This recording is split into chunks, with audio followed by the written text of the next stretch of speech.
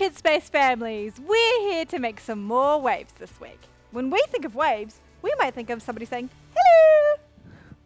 Or we might think of waves in the water, like surfing waves, or waves in a river, or any kind of wave really. But we're specifically learning about how we can make waves. We've discovered that what we can do today can change the world around us, and that's making waves for Jesus. Exactly.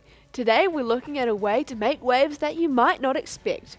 We're finding out how we can change the world with gentleness. Do you know what it means to be gentle? We usually think of gentleness as being really careful when you're around a new baby, or maybe being still and quiet when you're petting an animal.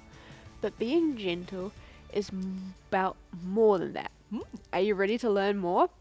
We're going to show you in our game today. All right, team. At home, you will need to grab a few things. You're going to need to grab a spoon and an egg each. Now, if you don't have an egg, you can grab something else like a ball or something that might sit easily onto your spoon. We're going to give you 30 seconds to go and grab these things, and then we're going to explain the rest. So an egg and a spoon, go.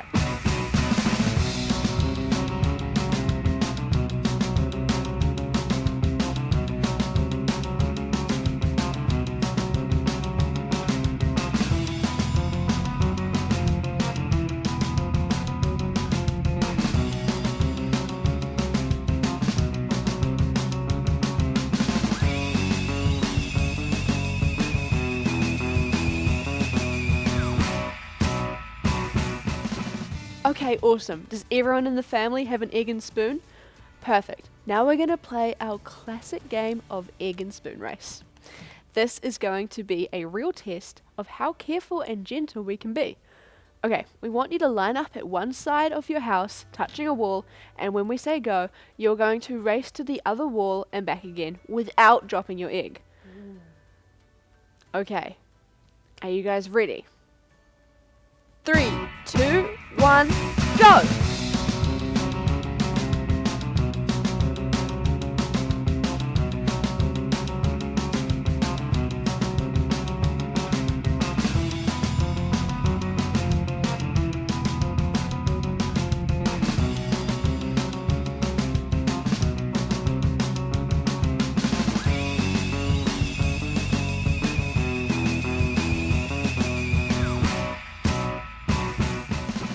That was so fun. Did anyone drop their egg? Wouldn't that be so funny? I bet Harrison would drop his egg if he was here. Probably. And not boogie boarding down Mount Ruapehu. You might like to try that game again a bit later on. Maybe have eggs for dinner. This game really teaches us how to be careful, hey?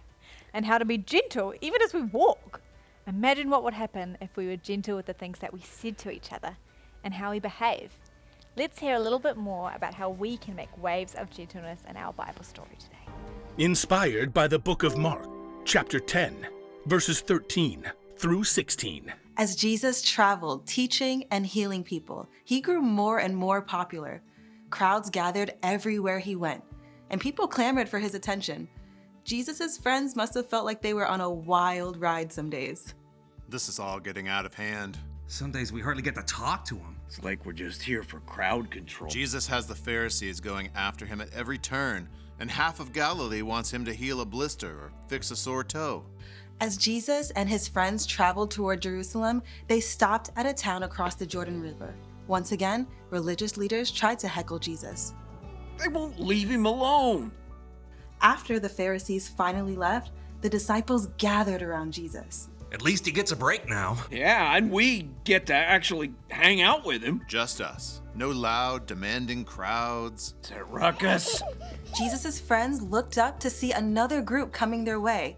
Moms, dads, and a whole group of small children.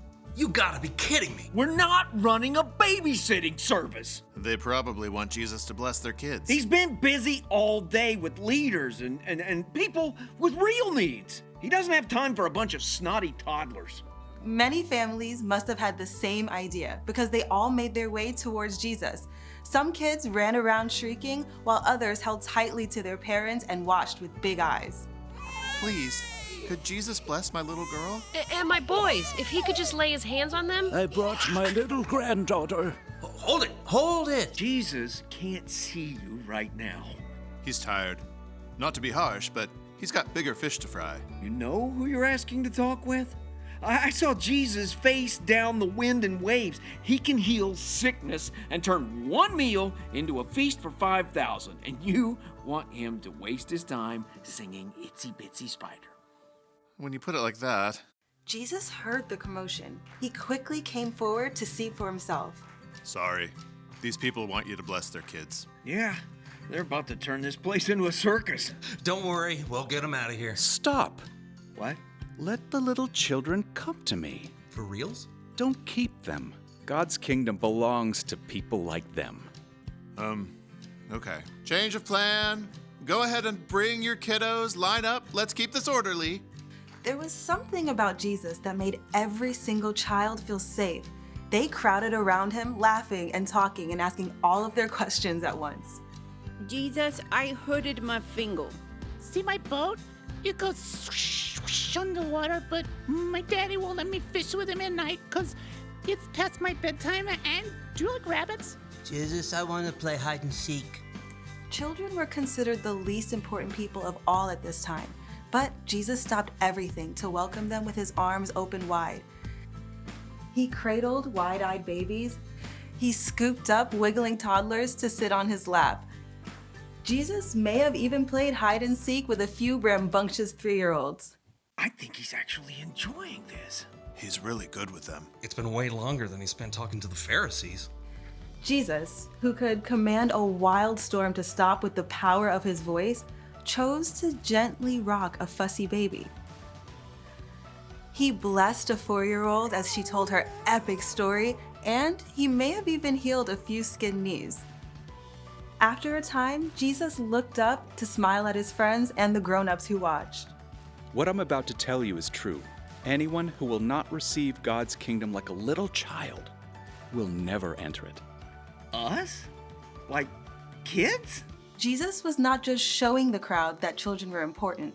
He was actually telling them that they needed to come to him just like those kids, full of imagination and ready for adventure, and with complete trust that all of their needs would be met. Looks like those kids need a couple more people for tag. I'm in. Why not? Jesus made it clear to his followers that every single child is valuable to God, and that God can give you the strength to be gentle.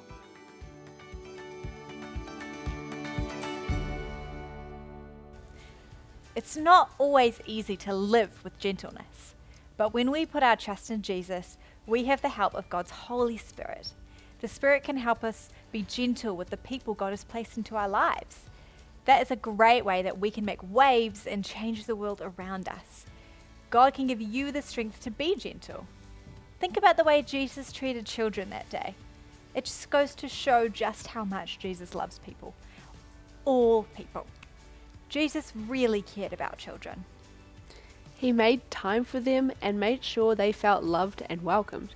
It works the same way with us today. The way we respond to other people is really important because it shows them how much they matter to us. If we're not careful, our actions can show that we only really care about ourselves and what's going on in our lives. But if we're following Jesus' example, we can show people that we truly care. We can show others that we know how valuable they are by the way that we treat them. Yeah, and I know how good it feels when somebody really listens to me and really cares about what I'm saying or what I'm going through. So that's something that I want to do for others. I know I should treat others the way that I want to be treated. And that means living each day with gentleness. Yeah, we know this isn't as easy as it sounds. That's why our family question today is, why is it sometimes hard to be gentle? Think about the times when you're impatient, losing your cool, or just generally annoyed. Times you're being asked to do things for others when you don't want to. How can you respond in a way that is gentle, even when it's difficult? It's really not easy, is it? It's not. And our families are the best people to help us with these kinds of conversations. We can learn a lot from each other. So why don't you guys sit down now and talk to Mum and Dad about how they make waves of gentleness. think about at home or at school or in your neighborhood. And as you pray together, why don't you ask God to give you opportunities to show gentleness and to give you the courage to do it? And then you guys can come on back for another episode of the So and So Show. All right, see you later. Come on, every boy and girl, let's give this a whirl. We're making waves, no stopping, keep moving along. Making waves, everybody, all people belong. Yeah, we got a lot of life to live and a lot of love to give. We're making waves. Come on, whoa. We're making waves. Here we go. God, I'm so amazed by your goodness. I love the way that you love me. I got this joy flowing deep in my soul now. Deep in my soul, come on. I just want the world to see. Nice calming waves. Oh, breathe easy, John.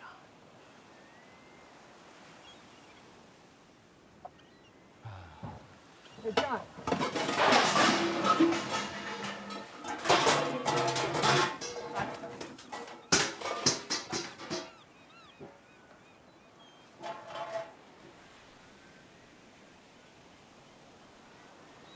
I'm making soup. I'm in. All right. Can you grab a pot? Yeah.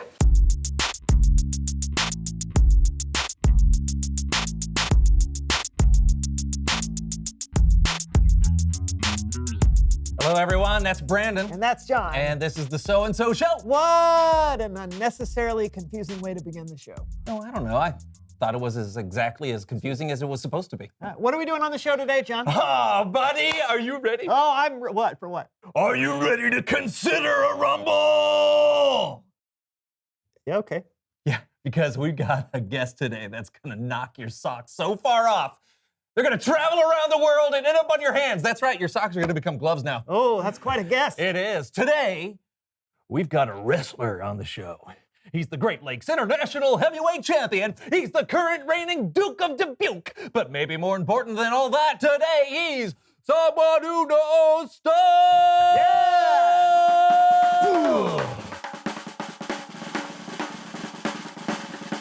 Oh! Yeah! Come on in. Nice to meet you, nice to meet you! Oh.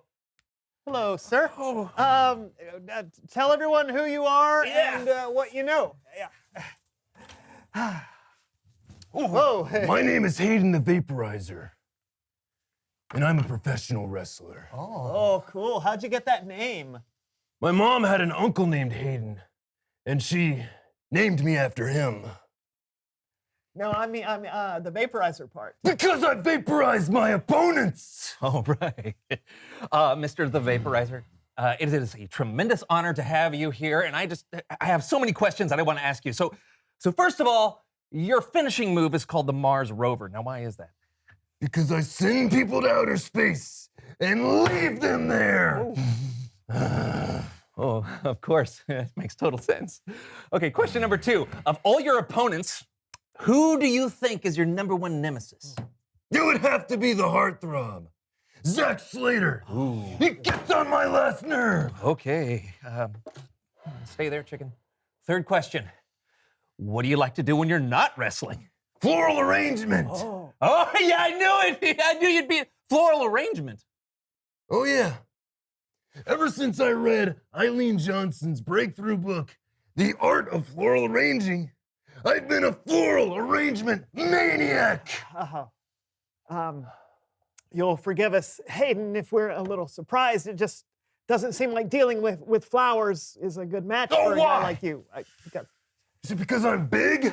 Yeah. Strong? Is it because I crush the opposition into the very vapor I breathe for power? Well, yeah, all of those things. You know, I spend all day throwing people around in the squared circle. I have to be strong. Mm-hmm. So when I'm on my own time, I like to be gentle. Gentle. You, Hayden the Vaporizer, the guy that threw Teddy Rich off at the top of the cage. Yeah, pal. I spend a lot more time thinking about flowers than I do wrestling. In fact, hold on here for a second. Okay. Did you shake his hand? I know. It hurt. Oh, wow. Oh, wow. Check it out, brother. Asiatic lilies, yellow snapdragons, hot pink carnations, and purple statice tastefully arranged in an artesian vase. I call this Tuscan sunset. Smell it, fellas! Oh. Good stuff, huh? Oh, that's great. It makes me feel calm just smelling it. Yeah. Nothing spruces up a place like fresh flowers. Yeah. Can we keep this? No! Okay. I'm sending this to Max Von Mean. Oh. I'm taking him on next weekend. And you know, you gotta do something nice for someone before you bludgeon them beyond all recognition. And Max, if you're watching this now, I'll see you this Sunday at the Sportatorium, and you will be vaporized. Oh yeah, that's a fresh bouquet. All right. Wow, Hayden, thank you so much for joining us today. I'm glad we got to see the you on the inside. Yeah. Glad I could show it off. Yeah. You know, I think strong people can be gentle. I think strong people should be the most gentle. I believe we have a greater responsibility to do so. Wow. Cool, Mr. the Vaporizer. Deep thoughts from a strong man. You got that right! Oh! Okay. Thank you.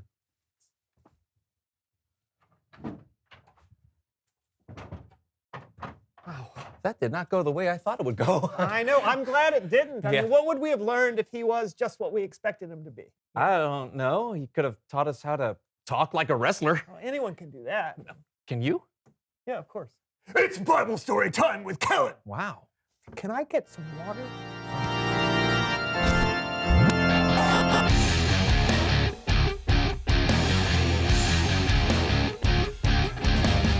Hey, fellas. Hey, Kellen, I hope you've got a killer Bible story for us today. That's right, we're ready to have our worlds rocked.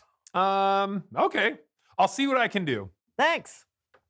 Today's story comes from the book of Mark.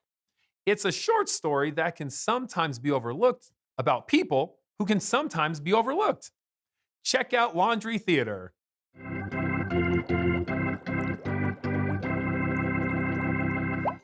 As Jesus traveled around teaching and healing, he became more and more popular. Crowds of people followed Jesus to see what he would say and do. People had heard stories of Jesus' power. He could give sight to people who couldn't see. He could make people walk. He was strong enough to calm a storm. People knew Jesus was important. Some people brought their children to see Jesus so that he could bless them. But even though meeting Jesus was important, it wasn't always easy. On one occasion, when parents were bringing their children to see Jesus, they were stopped in their tracks by the disciples. The disciples thought Jesus was too busy. He had people to heal and a message to spread. He didn't have time to deal with kids, right? But wait, Jesus had time after all. He got angry with the disciples for keeping the children away. He said, "Let the little children come to me. Don't keep them away. God's kingdom belongs to people like them."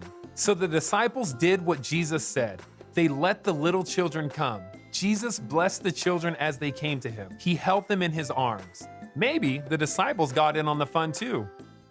We don't know for sure how long Jesus spent with the children, but we do know that the all-knowing, all-powerful, incredibly strong Son of God took time to be gentle and took time to show the little kids that they were loved. The end. Jesus said to his disciples, "What I'm about to tell you is true. Anyone who will not receive God's kingdom like a little child will never enter it."